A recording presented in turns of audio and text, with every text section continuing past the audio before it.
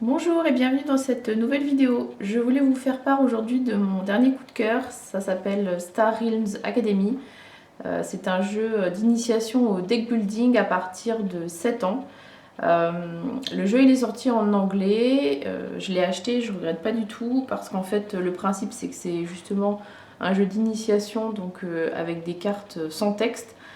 Et puis un petit plateau qui permet pour les enfants de visualiser. C'est vraiment les bases du deck building. Donc la règle elle est effectivement en anglais, mais les règles sont très simples. Avec un coup de téléphone, vous traduisez ça directement et puis vous pouvez commencer à jouer.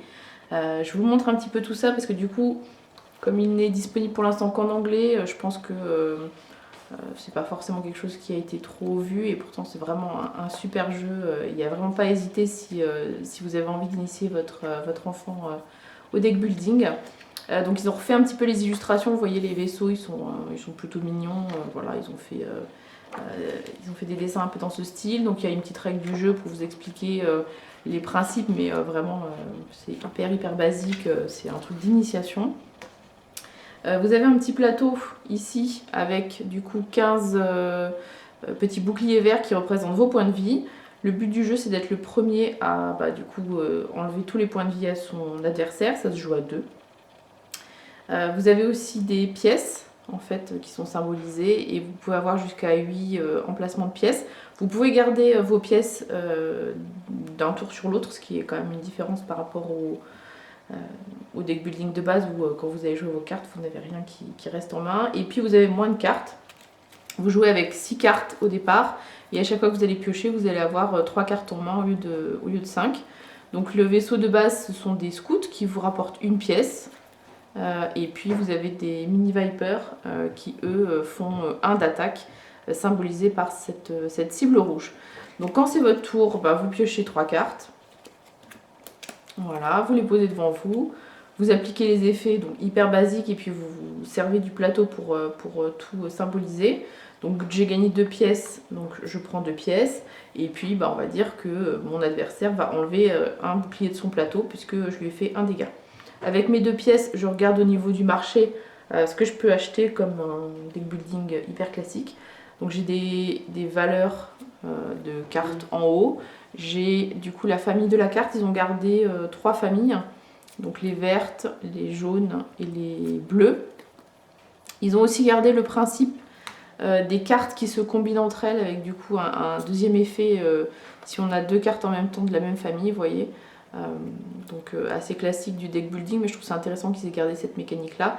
De base je gagne 3 pièces, mais si j'ai aussi une carte verte dans ma main en même temps quand je la joue, eh bien j'aurai aussi un d'attaque en complément.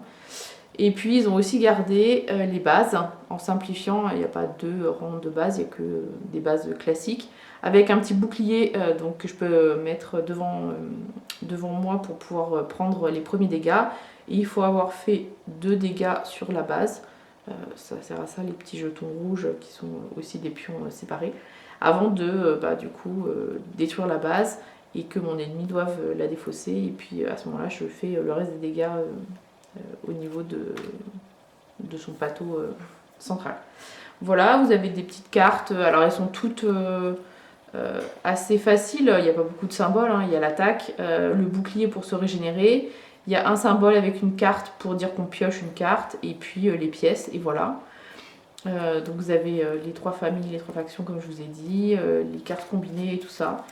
Et puis voilà, un petit plateau. Vraiment, c'est hyper simple à prendre en main. Une fois qu'on a joué, on défausse ses cartes classiques, c'est à l'autre de jouer, on refait sa main avec 3 nouvelles cartes, on rejoue les cartes, etc. Et puis je vous ai dit, le premier à avoir enlevé toutes les vies de son adversaire gagne la partie.